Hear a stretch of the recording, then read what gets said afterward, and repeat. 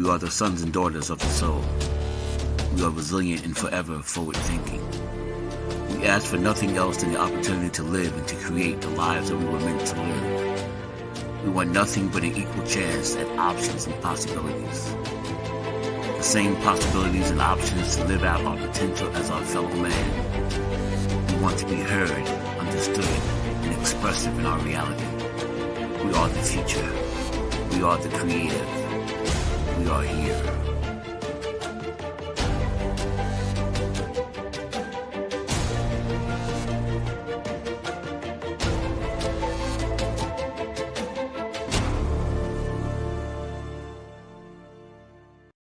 World Financial Group offers entrepreneurs from all backgrounds the opportunity to start their own business on a level playing field. Dr. Yana Woodhouse, receiving the WCM Wall Street Pioneer Award by the United Black Wall Street of America, Inc., is one of those entrepreneurs. I see WFG and TFA as a place where African Americans with an entrepreneurial mindset can flourish. And the bonus, we help families and serve the communities across the country. To learn more about us, go to worldfinancialgroup.com.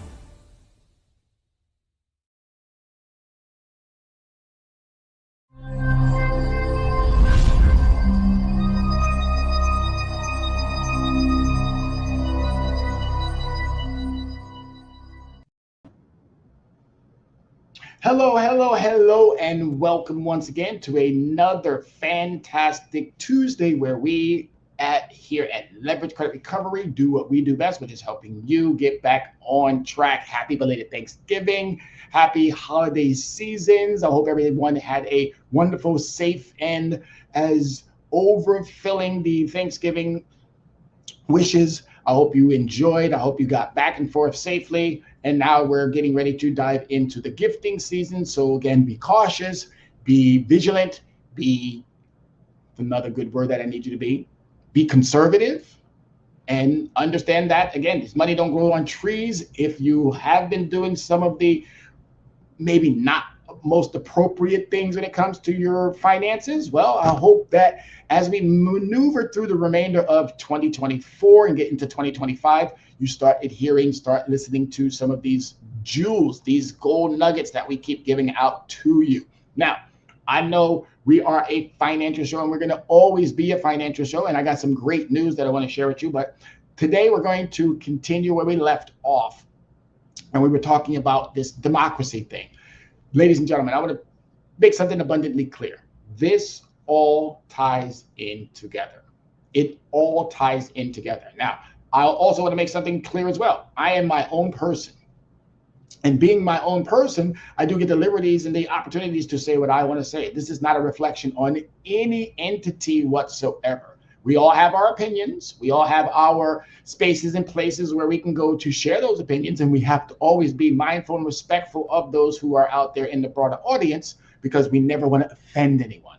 We never want to purposely put someone on edge or make them feel lesser than.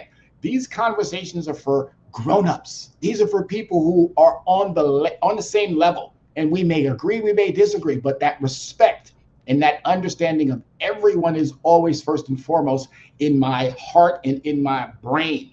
I am not here to be an insinuary. I'm not here to be conspiratorial. I'm here to give you as much positive, much richness in our information so that you can make better informed decisions about how you're going to be maneuvering in these upcoming seasons, in these upcoming generations, in these upcoming decades and upcoming centuries. If we do our part, and let me rephrase that, when we do our part, you're going to have what you need. The African American community, the Hispanic community, the lesser thans, the others, we have missed out because we have not been really truly informed about our decision making. This is what these shows are all about. And as I say, we may go left a little bit, we may go right a little bit, but we're always going to make sure that we get back on that track and go down in the pathway that helps every single citizen. Every single citizen is our desire, to make sure that you are well informed, that you are well committed to whatever your trajectory may be.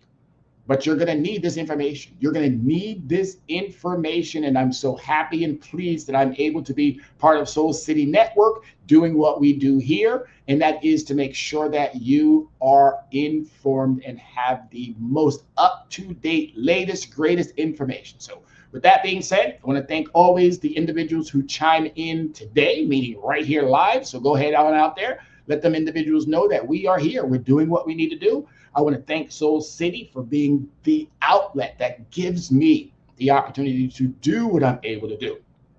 So, as I said, we're going to continue where we left off last, it was 2 weeks ago, because we had Thanksgiving and we've had some other situations that did arrive, but we're back now, folks. And I can't wait to enter into 2025, because 2025 has brought us all, 2024 has already brought us a nice gift. And that is that Yonkers Young Entrepreneurs is now a official nonprofit organization. We have the 501c3 status.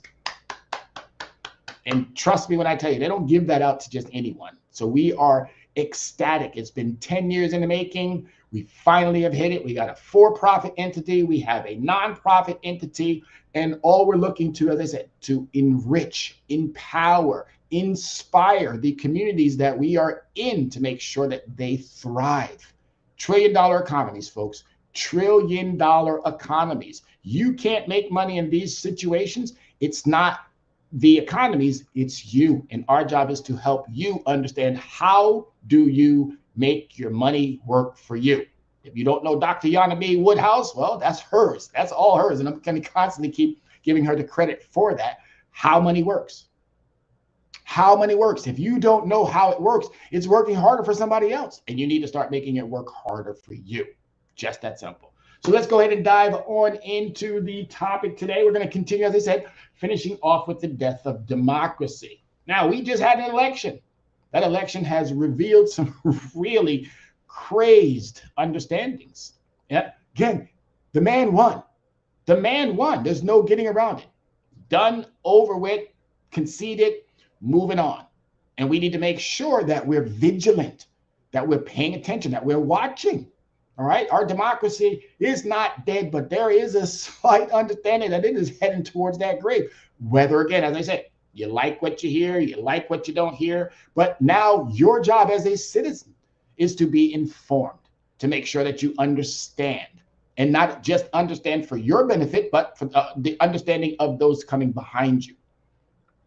Okay. I think we're in the process of giving up liberties for this so-called protection, the illusion of protection. We need to understand how this whole situation works. And we also need to understand, as I said before, it all ties in. Your money ties into your politics. Your politics ties into your mental health. Your mental health ties into your physical health. Your physical health ties into your emotional health. Your emotional health ties into your academic health. All right. So all of these pieces come together, creating the whole. And the more that you know how to navigate these spaces, the better prepared that you are. This is what these shows are all about. All right. So we ended off the last episode, and we were on chapter item number 5 and 6. All right. So we ended it off here. And I just wanted to, again, this is the role of populism in America, political climate. Populism and political manipulation in 2024. And then the other issue here, does Trump understand America, or does he exploit it? Now, it's really funny to understand, again, the way that I saw the whole politics. And trust me when I tell you, I've been doing this now for probably about 15 years, just following it, doing all of those research, the pieces that I needed to do to make sure that I'm comfortable with whomever may go into that office. Our job as citizens is to be informed citizens and not just fall for anything. You probably heard that saying, if you don't believe in something, you'll fall for anything. Well, ladies and gentlemen, some of us have fallen for anything. Some of us have.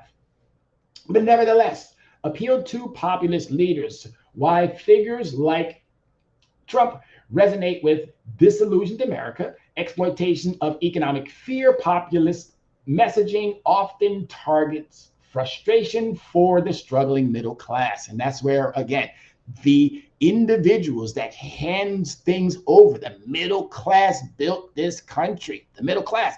And now I understand where all of that grievance came from, because the middle class, to be honest with you, you guys, or we, shall we say, included, we did not capitalize on those ROIs, which is ROI, return on investment. And this is why a lot of what has happened went in a different direction. As I said, you can believe me, you don't have to believe me. You can agree with me, you don't have to agree with me. It's completely your prerogative, your perspective. But for someone like myself who is a educator, someone like myself who has spent an enormous amount of time in corporate America, someone like myself who has spent an enormous amount of time educating themselves, traveling the world, getting the understandings that I need to have to be able to present myself in this fashion. I'm lucky, but I'm also humbled, and I'm also grateful for being in the positions that I am. And now being able to talk so eloquently about what we need to be making sure as we move forward, to make sure that those individuals coming after us have the ability to do what they need to do. These future leaders, if we don't prepare them properly, what type of situation are we going to be leaving for them? All right, so does Donald Trump understand America, or does he exploit it? How Trump tapped into America's grievances, yet fueled divisions and economic anxiety. Divisions. I've never seen it so divided. And even though we call ourselves United States, I've never seen it more divided. And the economic anxiety. Now, I say it all the time. If you do not know how to make money in this economy, that's you. If you do not know how to make money in this economy, then you don't understand your worth. You don't understand your value.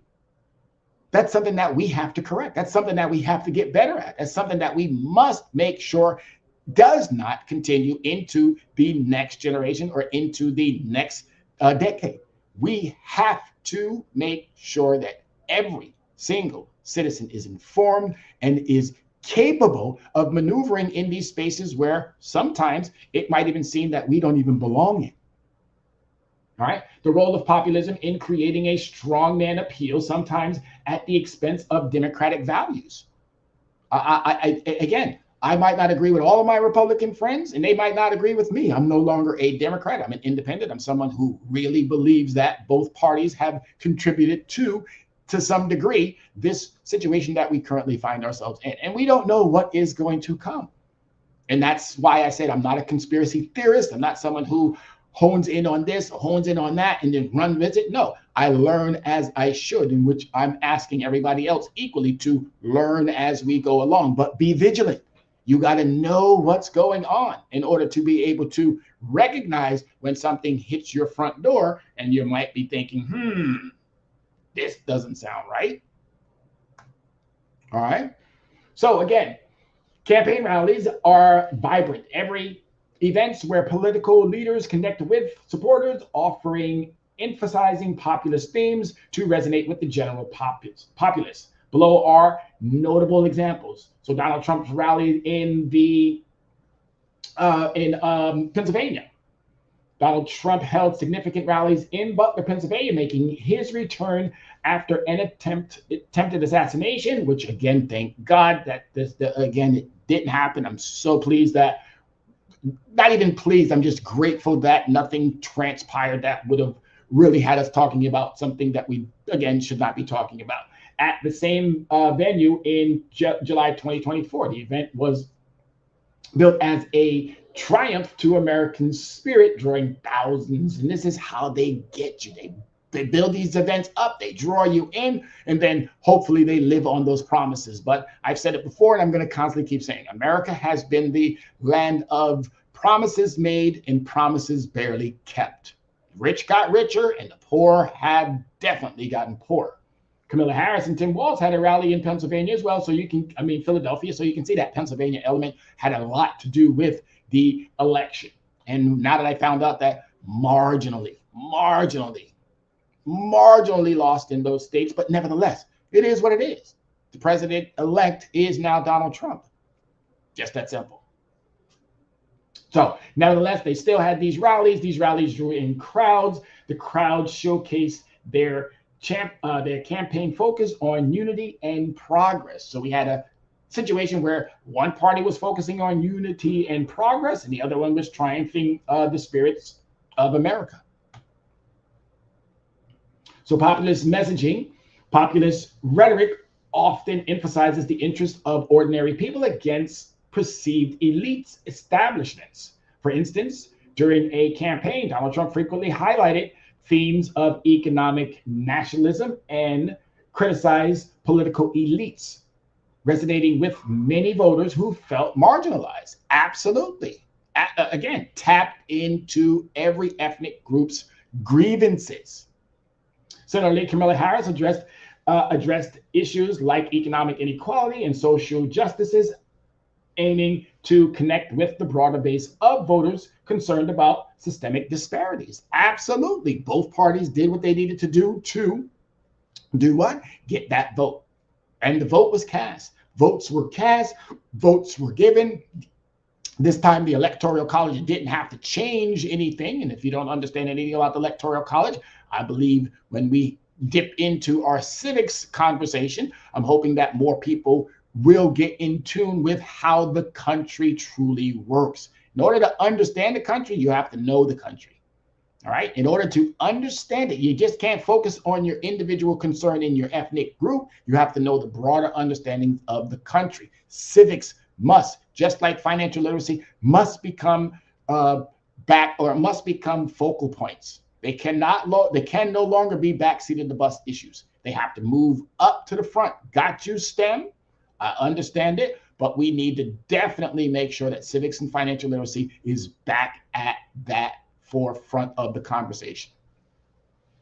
These rallies and the accompanying populism messages underscores the ongoing efforts of political leaders to engage with and mobilize the electorate by addressing widespread concerns and aspirations.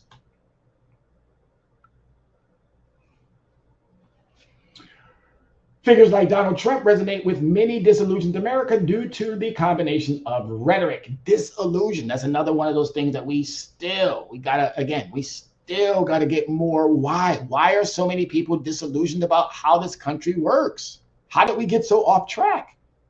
But I'm hoping that as we move through, again, making you more financially fit, stable, and secured, making you more civically engaged, hopefully we can start balancing out some of this disillusion, because there shouldn't be that many people who are not sure as to what government does.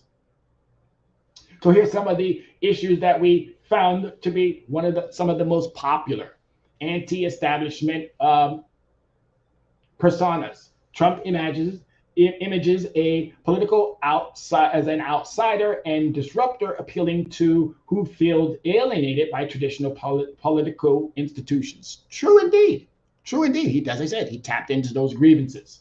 Many Americans believe that the establishment, political, media, or business elites prioritize their own interests over those of the average citizen. And I'm going to have to agree. Absolutely. If I come from the business community, but I come from the business community, and I've watched for 30 years how the business community has minimized, deceived, stolen, taken from. So now I get it. I get why the middle class is so enraged. I get it. And I understand it. But middle class, let me tell you something.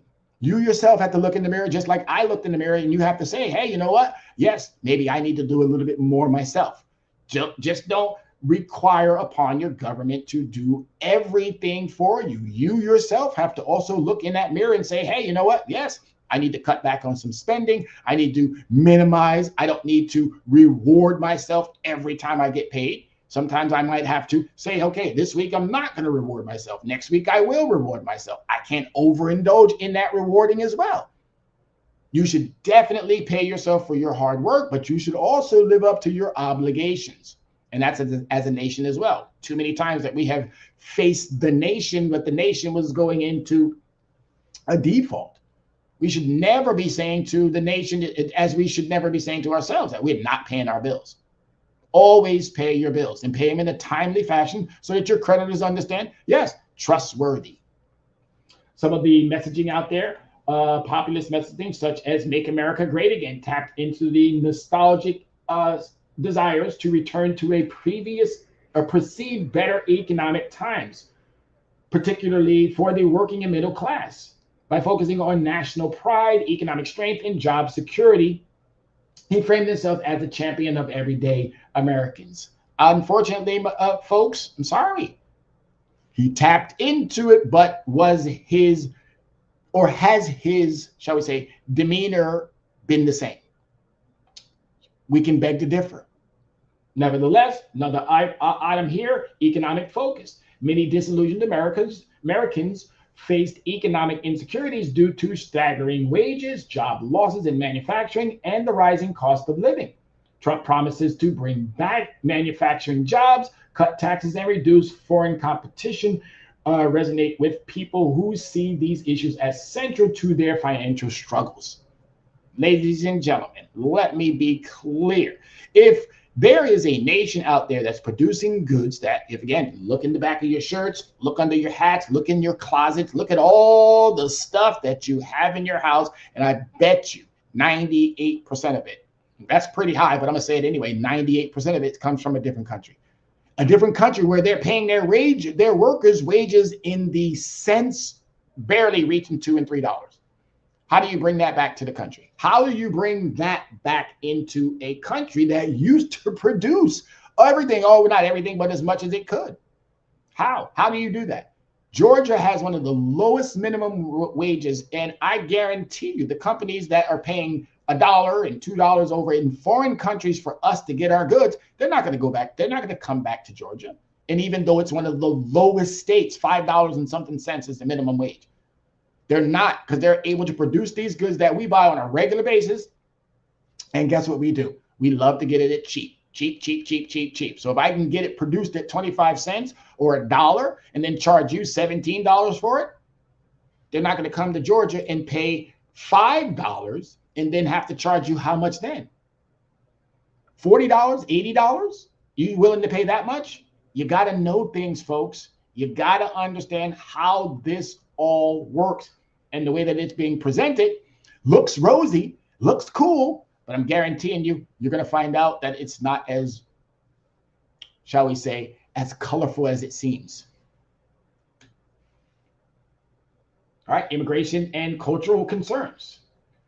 Trump presented a strong stance on immigration and border security, appealing to those who felt that their cultural identity and job security are threatened by high level of immigration. And that's true. The border has always been a problem, people. It has always been a problem. From as long as I can remember, it's always been a problem. Now, were there some things done after each administration to minimize? Yes, there were a lot of things done. But that's not an American problem, but that's an America's problem, from Canada all the way down to the bottom of South America. We have to figure that out, America. All right? America, the top of Canada down to the bottom of South America. The Americas have to figure that out. And I'm almost certain we can. But we got to stop pitting ethnic group against ethnic group because they're looking for the same thing that the majority of everyone who's come to this nation has looked for: life, liberty, and the pursuit of happiness. And we can do that without vilifying either party. Direct and unfiltered communication. Unfiltered, often provocative styles on social media and at rallies created a sense of authority. Many people see his straightforward manner as a refreshing break from the careful, curated, polished communication of traditional politicians. I kind of like the curated, polished communications, but I don't like to be lied to. Yeah, that curated, polished means that I'm lying to you. Well, I got a problem with that. And both parties have done that. On the other hand, one party has done it far worse than the other. The other party has looked at the one of the parties and said, well, these are my dear colleagues. These are my good friends. If your good friends is coming to your house and they're tearing up your stuff, they're not your good friends. Just how I see it. All right. But as I said, direct, in your face, telling you stuff that you will agree with or you do not agree with. And that's perfectly fine. But it must be said and you must hear it. We all must get uncomfortable with hearing the truth. But there is rhetoric out there that is nowhere near the truth. And our job is to clarify. That's all. But we're going to see. All I keep telling everybody, buckle up, America. When 2025, January 21 hits, wait and see what happens on January 22.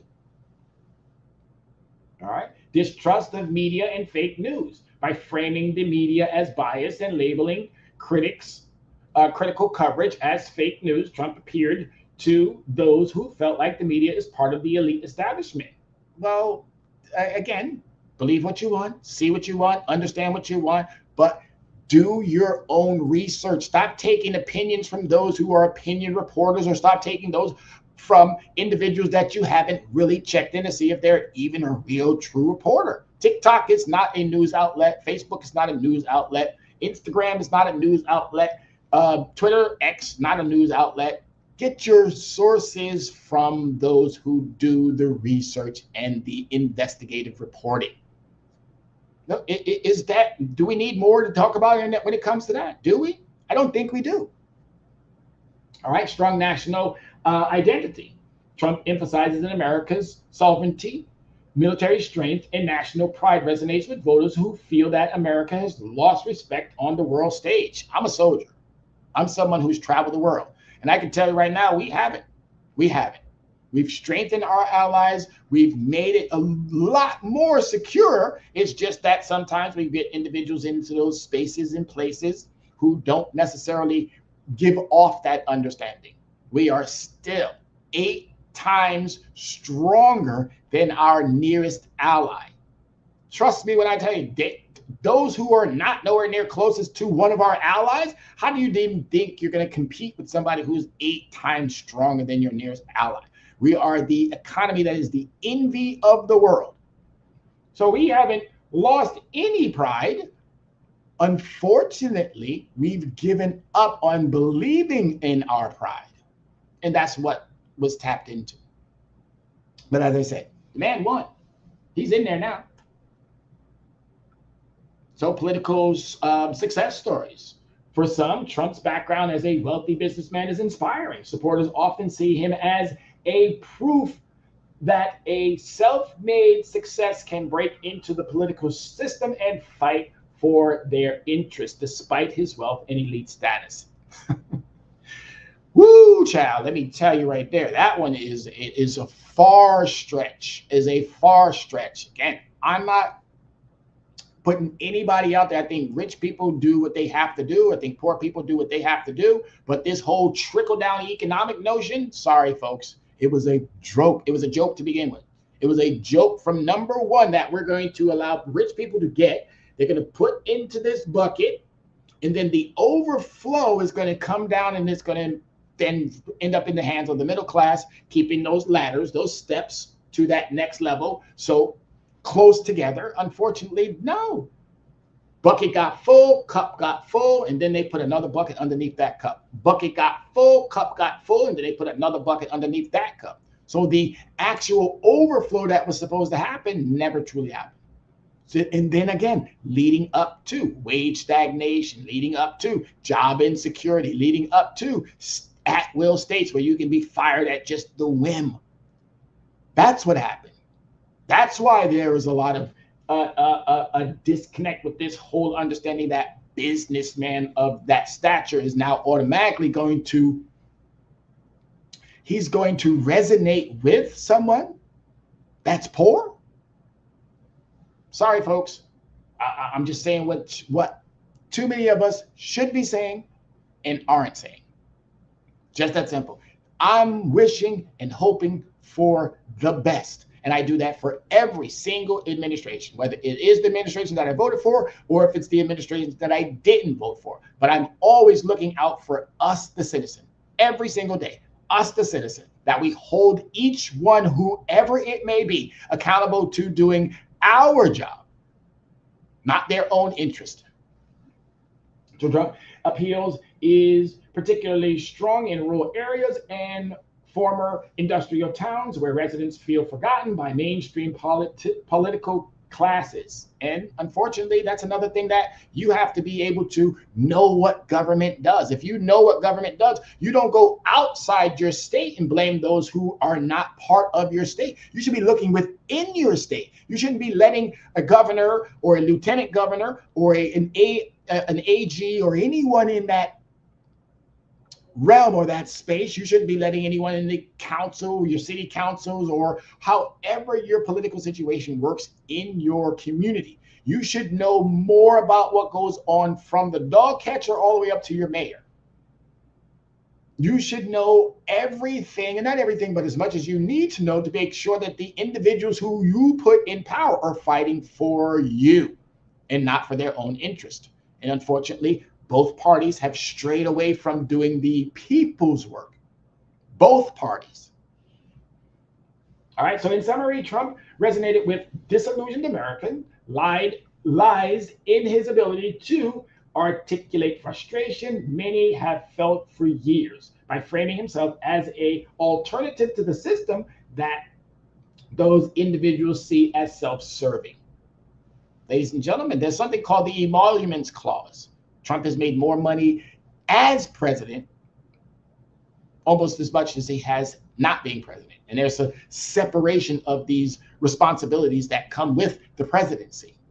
And again, I didn't know much about the Emoluments Clause until we got somebody in there who started abusing it. So I did my history, went back in time and looked at, did we have other presidents who abused that? Unfortunately, we didn't.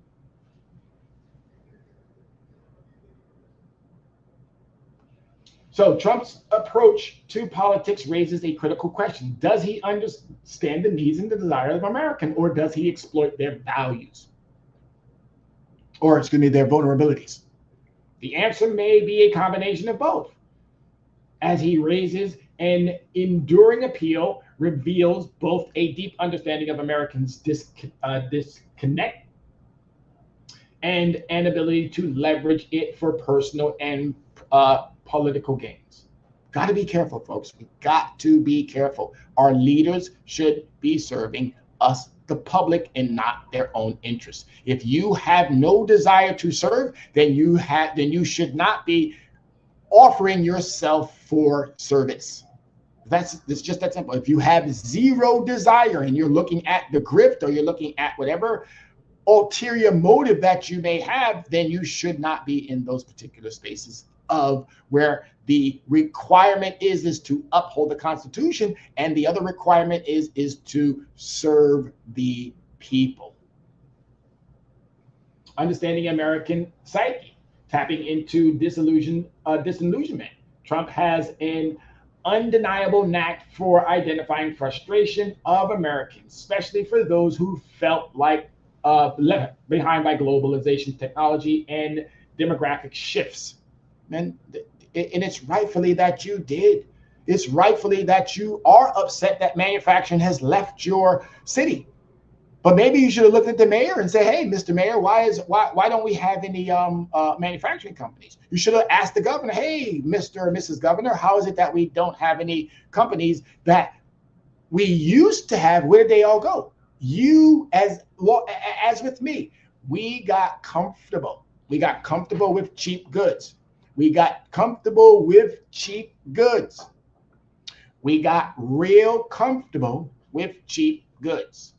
And that is a no. We cannot get comfortable, and we got too comfortable. And there it is. That's what led to wage stagnation. That's what led to a lot of the unfortunate circumstances that now keeps some of us up at night. All we have to do is change the way we think, our mindset. Direct communication style. Trump's straightforward and often blunt communication appeals to many.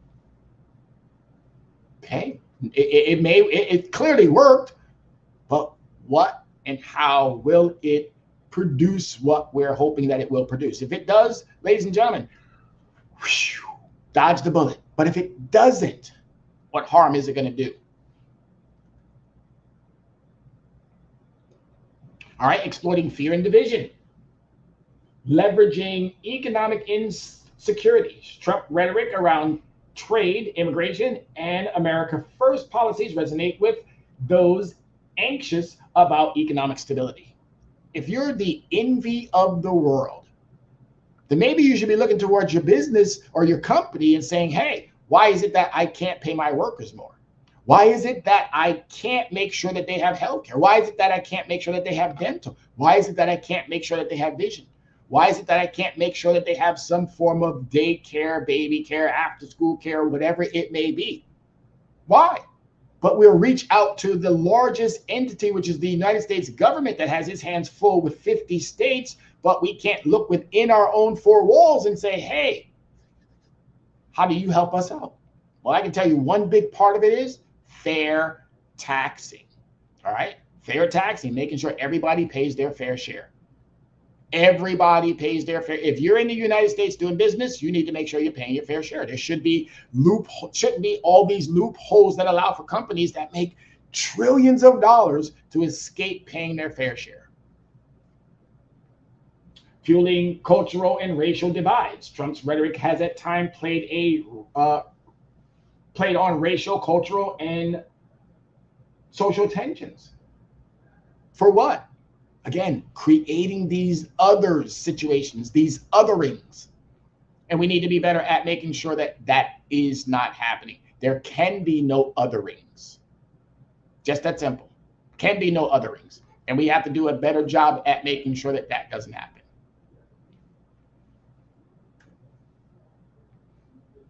All right, so targeting distrust of the media, institutions. Trump repeated claims of fake news exploited distrust in mainstream media. And I got to tell you that it worked to some degree.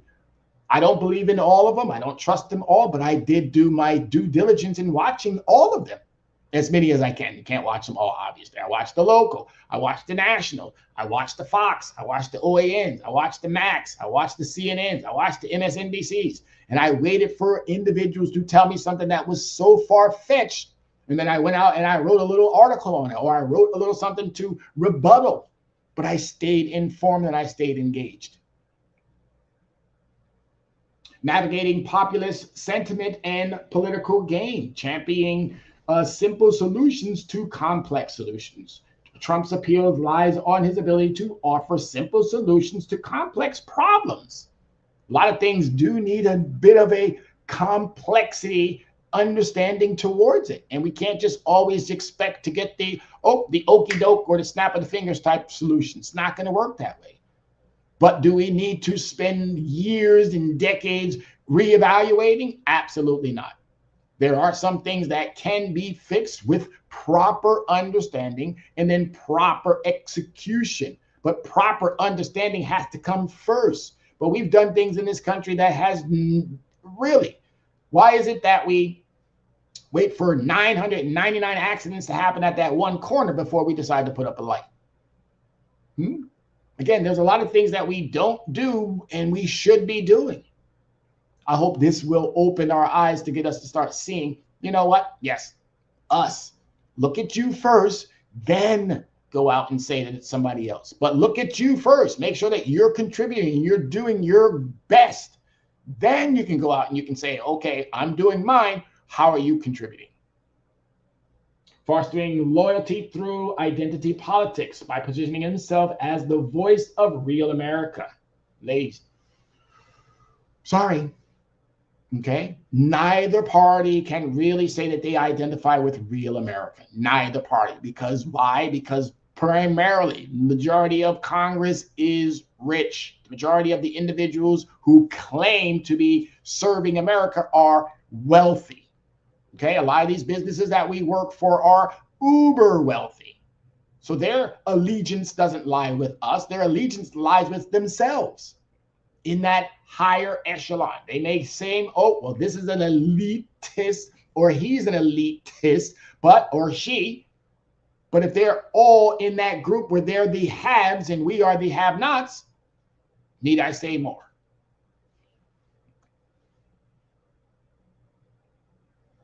All right, so there's a thin line between understanding and exploitation. Political success lies in understanding the concerns of the larger segment of America and framing himself as the solution for their problems. However, the method he used, such as fear-mongering, scapegoating, And simplifying issues can sometimes serve to amplify division rather than fostering constructive solutions. So, in conclusion, Trump's political identity reveals both an understanding of America's anxiety and willingness to exploit it. His message resonated deeply with people who feel unheard, but his tactics also risk fueling division and reinforcing a combative political culture. And that goes for both parties. Both parties. They used their advantage in whichever manner that they could, and one came out on top. Now we're hoping and we're praying and we're wishing, and whatever it is that you do with whomever it is that you do it, this all turns out to the benefit of America and Americans. The world, you're still included, but we definitely have to make sure that that middle class and those at that very bottom of that totem pole are feeling the work that's being done. This doesn't need to take 4 years. It doesn't need to take 8 years. It doesn't need to take 12, 16 years. It definitely doesn't need to take where an individual gets into that office and finally says, well, you know what? We don't need any more elections.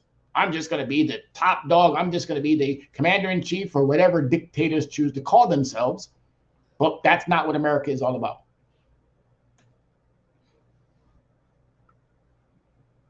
So a global trend towards authoritarianism, democracy versus dictatorship. We got to be careful, folks. We got to be real careful. We are teetering.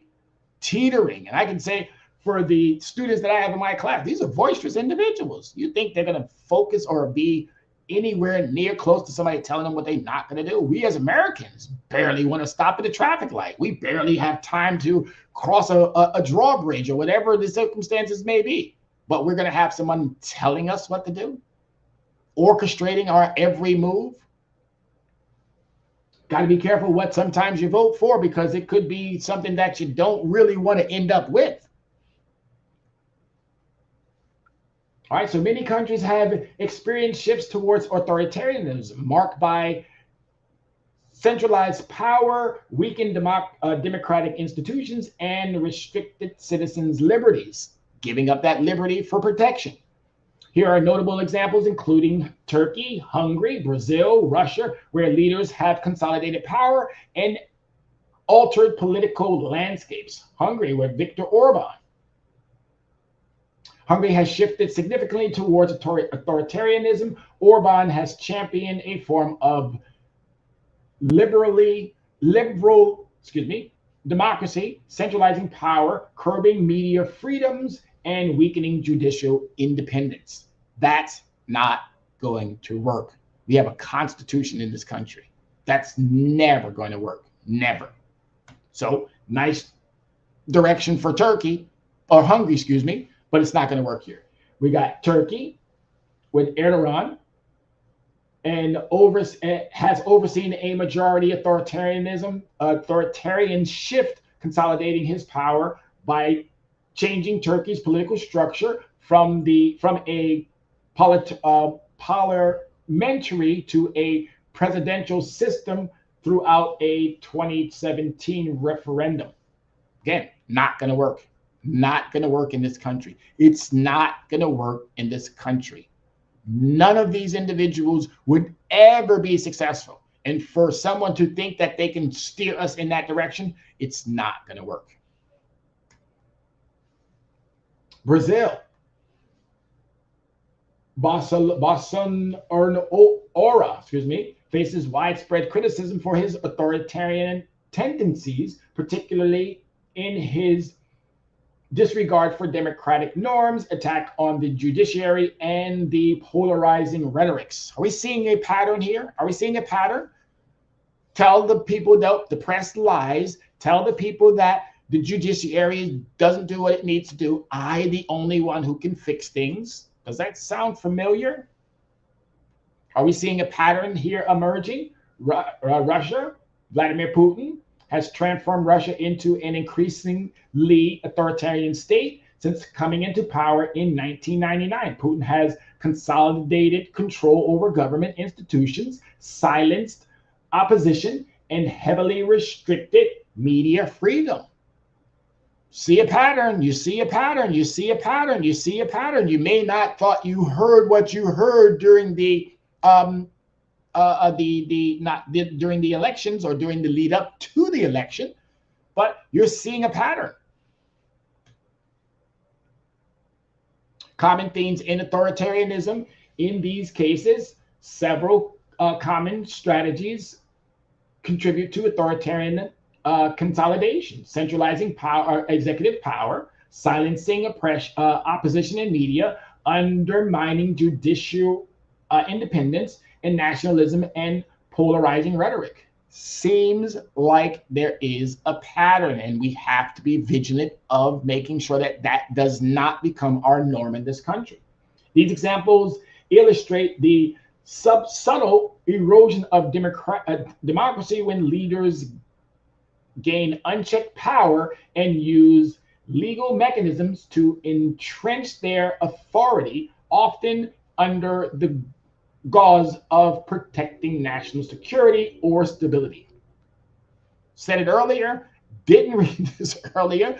I've been following, I've been understanding, I've been doing my research, I've been going back in history, looking at the pattern of how we even got to this point. I've been looking at playbooks. Playbook is something that you write and you don't put on the shelf, as any good team. A playbook is something that you write. A mandate is something that you put together and you go and you execute it. And if it's successful, you improve upon it and you continue to execute it. There's a mandate and there's a playbook. And we better be careful, folks. So common themes in authoritarianism in these cases. So fear, economic insecurity, and nationalism has historically been powerful tools that have undermined democratic principles, often leading to erosion of civil liberties, concentration of power, and diminished political populism. Here are each of these elements contributes to undermining democracy: fear and erosion of civil liberties. Give it up if you want to. Security versus freedom trade-off. Give it up if you want to. Give it up if you want to. The protection that these individuals are claiming that you're going to get, not real. This is an illusion. All right, stop giving up them liberties. Think what you want to.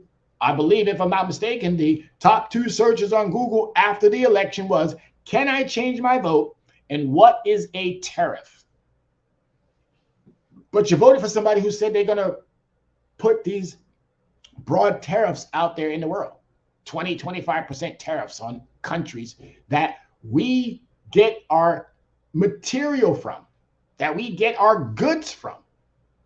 But as I said earlier, you think one of the lowest minimum wage states is going to be able to compete with a country that gives its workers $2 or 50 cents? You think these companies are going to literally leave those countries and come back to the United States where they have to pay for all of the other things? You think there's going to be enough taxes that's going to be given to them? Where do you think that offset goes if they do?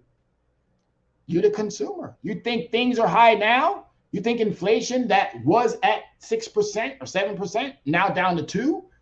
You think that's not going to go back to where it was? And if you know something, go back and take a look at where inflation could have and where it was previously, not to obviously this decade, but previous decades. Go back and take a look. This is not the first time that we had almost a double-digit inflation. But should we focus on those things? Yes, we should. But we should be doing it with a understanding that well-qualified individuals should be the ones leading these institutions. That serve whom? Us, the people, not their own interest. All right. Emergency power and authoritarian law. Fear of extramental threats can lead to the adoption of emergency measures that consolidate power. All right, we have here an example: emergency law in Turkey post 2016 coup on the USA Patriots Act in the United States, where expanded government surveillance capabilities. So yeah, we have also did some things that made us feel a little uneasy, but unfortunately, sometimes it's necessary. But as long as it's in the greater good for whom? Us, the American citizen, us, the people, that is doing what it needs to be doing for us, the people. Silencing dissidents, people who disagree with you. Really? Just because I disagree with you, I need to be silenced? No, we need to have more conversation so we can come to some form of an agreement.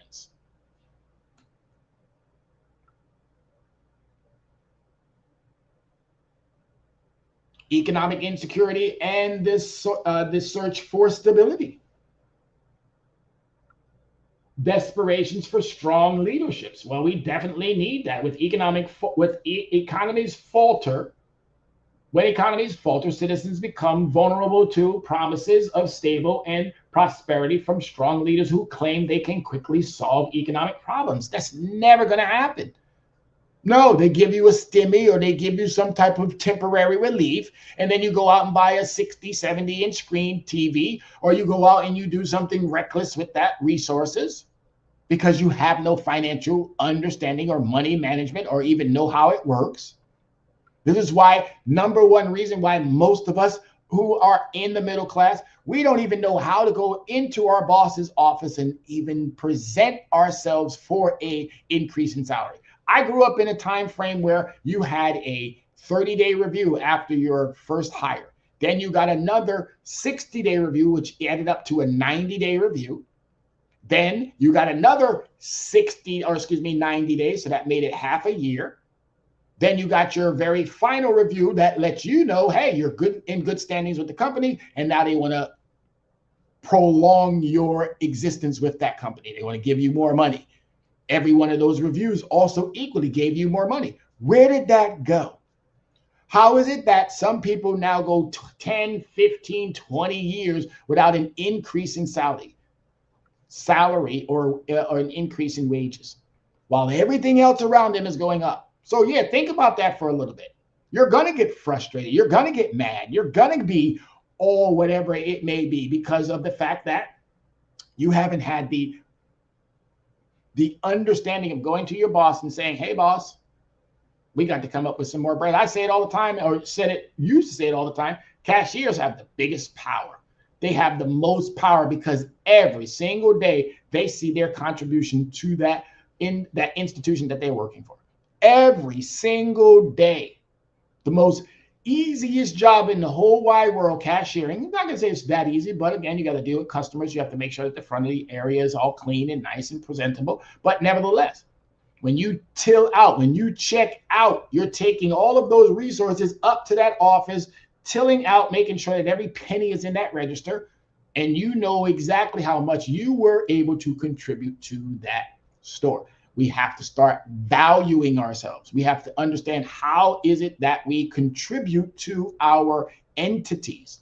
And you have to know your value, know your worth, and do not be afraid to speak up. If you're having problems with that, come see me. Call Tyrone. Let's talk about how we get you to understand what you have to do to make sure that you're not being exploited. All right. Scapegoating and what we got there? Scapegoating and blaming. Leaders can exploit economic insecurities by blaming minorities, immigrants, and foreign countries for economic woes. Ladies, gentlemen, the stock market is booming. The Dow booming. NASDAQ booming, breaking records, S&P booming. I know that's not a real understanding of how your situation is because some 60 to 70% of individuals don't even invest. So when you hear booming, that doesn't say anything to you because your pockets are not booming. But I can tell you, if you went to those companies and you told them, hey, we're going to stop buying your stuff, they probably look at you and go, I don't care. But do it for a week or two. boycotting sometimes. And I know in the civil rights, yeah, it took a little bit, got some bongs over the head, but guess what? We ended up getting what we needed. And I think if we have to go back to that, then maybe we might have to revisit that. We the people, have to start telling companies, if you're not doing what we need you to do, we're going to find business elsewhere. I guarantee you those companies will shift their priorities. Guarantee it. They like being rich. Okay? Weakening checks and balance. Economic insecurities often pressures citizens to support short-term centralized decisions rather than democratic processes. Again, the only reason why I'm writing this, the only reason why I'm conveying this, the only reason why I'm giving this to you in this manner is because we need to make sure that our system continues to operate in the manner in which it's supposed to operate. Nothing more.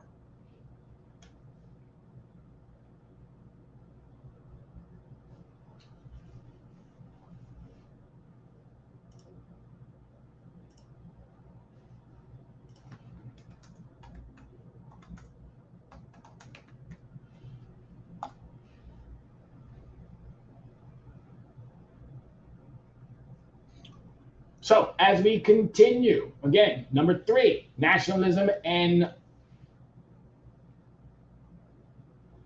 concentration of power, U.S. versus them mentality.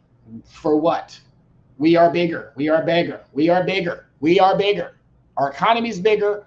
Our military is bigger. There is no us versus them mentality. There shouldn't be, or there is, but there shouldn't be. And I get it again. I get it. Middle class, you did your work. You did your work. And everyone who's in that middle class, you should be proud of yourself. You did what you needed to do. Unfortunately, you got taken advantage of. Sad to have to say it, but it is true. Now we need to tell them the jig is up. Promoting authoritarian control. Nationalistic rhetoric, often glorifying leaders who represent the nation or the people, portraying them as protectors of cultural identity. We know who we are. We know who we are. We've always known who we are, and we don't need any other individual to tell us who we are. What we need these individuals to do, as Reverend Al said, we need them to get up off our necks. So we can do what we need to do. We are resilient. We are strong. We are talented, bright, brilliant, wonderful, and sometimes great people. But unfortunately, we got individuals who exploit that. And when you don't know your value, when you don't know your worth, right? This is probably one of my longest presentations, and I'm not going to bore you. What I'm going to do is I'm going to make sure that you understand what you have to do, what you and what we need you to do as we wrap this up. What we need you to do as a citizen of this country is to become informed, to understand the Constitution, understand the separations of power, understand equal but separate, understand the 3 branches, the executive, the legislative, the judicial, understand what your government does, how it works, making sure that you have qualified individuals leading the 15 institutions that are the president's cabinets, not just instilling loyalists to do whatever it is that they want to do. And we got to be careful of the grift and the greed. The grift and the greed. I just said it. Trillion-dollar entities, trillion-dollar companies. And we need to make sure that these companies are doing what they're supposed to be doing for us, the people. When we're doing what we need to be doing, guess what's going to happen? We're going to get the reward and the benefits that we're seeking. When we're doing what we need to be doing, trust me when I tell you, those rewards will be there. But we have to do our part. We have no other choice but to do our part. If we do what we need to do, guess what? We're going to be okay. All right? So, ladies and gentlemen, as always, these sessions go and they come so quick. I love doing what I do because it helps me put us in that position of where we need to be. The rise of the uber wealthy and economic manipulation, in an in-depth look at middle class erosion, wealth inequality, and the global threat to democratic values. That's what this topic was all about, ladies and gentlemen.